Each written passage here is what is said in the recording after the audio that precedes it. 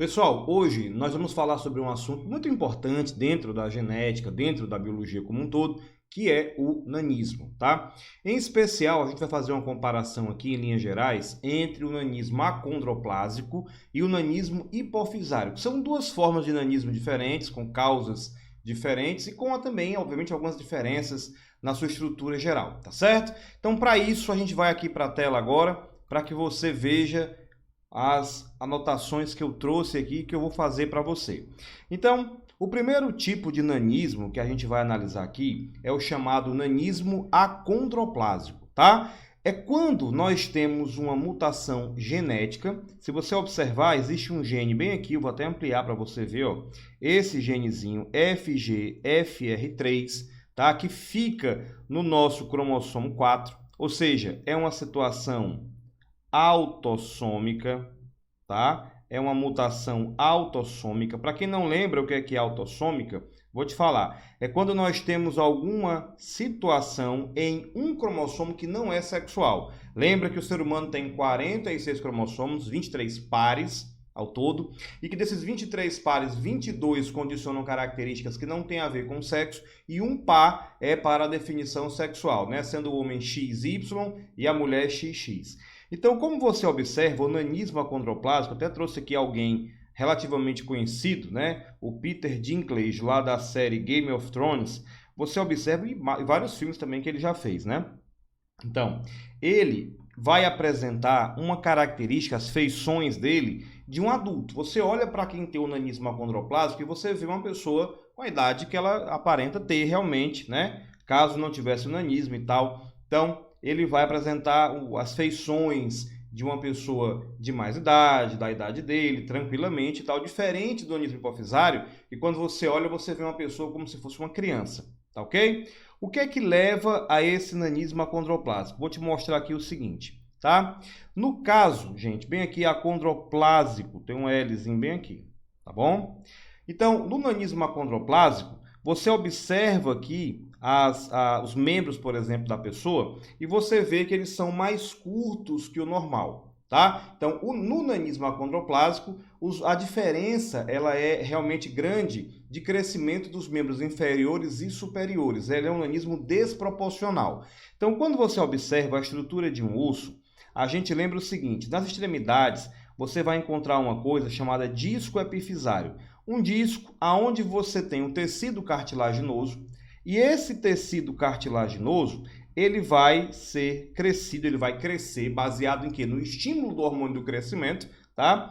E vai, com o tempo, ser substituído pelo tecido ósseo. Então, o tecido cartilaginoso, ele vai sendo gradativamente substituído pelo tecido ósseo à medida que ele cresce, estimulado, no caso, por quem? Estimulado pelo hormônio do crescimento. Então você observa essa situação aqui. No entanto, a pessoa que tem o nanismo acondroplásico, minha gente, ela não tem corretamente os receptores para o GH, que é o hormônio do crescimento, tá? Então esse hormônio do crescimento não consegue agir da maneira normal que ele deveria na pessoa. E aí, o crescimento desse disco epifisário é limitado, tá? No início ele até cresce, tá? Porque a pessoa tem, obviamente, o crescimento da fase recém-nascido até a idade adulta dela, tá um crescimento, um pico de crescimento, mas depois para, e esse disco epifisário, ele vai deixar de existir e vai deixar também de ser estimulado pelo hormônio do crescimento. Tá certo? Eu trouxe aqui também algumas características básicas da pessoa.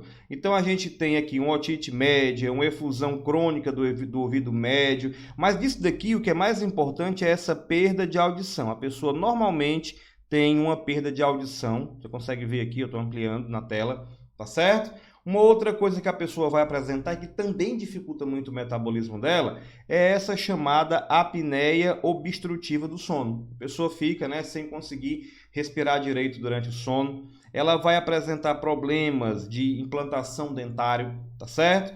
Essa pessoa também, ela tem o desenvolvimento da fala um pouco tardio. E por que esse desenvolvimento da fala é um pouco tardio? Porque a pessoa tem perda de audição. Então, como ela tem perda de audição, então, consequentemente, isso atrasa o desenvolvimento da fala dela, tá certo? Nós temos também, ó, o alongamento limitado do cotovelo, tá certo? Você vê que os movimentos são reduzidos na pessoa. E essa rigidez do cotovelo, essa dobra aqui, pode se agravar com o tempo. A pessoa tende a perder esses movimentos, tá certo? Outra coisa que você observa bem é uma curvatura da coluna, que a gente vai chamar de lordose, tá? E aí ele é muito comum nas crianças com acondroplasia. Você percebe até o andar combinado com as pernas mais curtinhas, o andar é muito característico da acondroplasia. E também a curvatura das pernas. Então essa curvatura das pernas, ela afeta de um terço a metade das crianças que têm acondroplasia, né? Você percebe que tem uma espécie de curvatura aqui nas pernas dessa pessoa, tá ok? Quando a gente fala do nanismo hipofisário, já temos aqui um quadro diferente. O que é que acontece? Esse hormônio aqui, que é o GH, que é o hormônio do crescimento, produzido lá pela adenohipófise, ele vai agir no fígado e ele vai agir nos tecidos. Quando ele chega aqui no fígado, tá? O fígado libera fatores de crescimento, que a gente chama de fatores de crescimento semelhantes à insulina, que vão agir aonde? Que vão agir aqui, ó, nas cartilagens, que vai promover também o aumento da disponibilidade da glicose sanguínea e que também vai dar o crescimento dos ossos, tá? E de outros tecidos também. O que acontece no nanismo hipofisário é que a pessoa tem a redução, né, ou a não produção desse GH. E aí vai resultar numa pessoa de menor estatura, tá? Agora, diferentemente do nanismo acondroplásico, a pessoa tem um crescimento, tá? Um crescimento pequenininho e não muito desenvolvimento das características sexuais.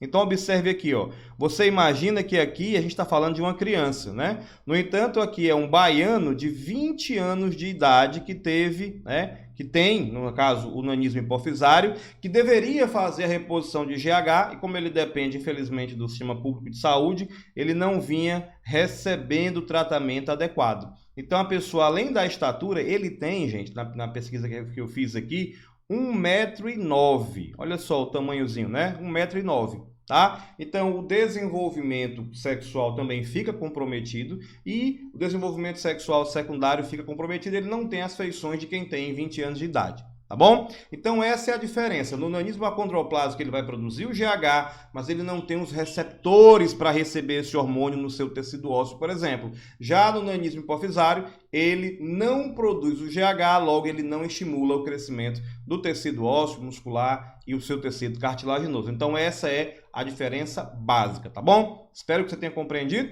Vejo você no próximo vídeo por aqui. Um grande abraço.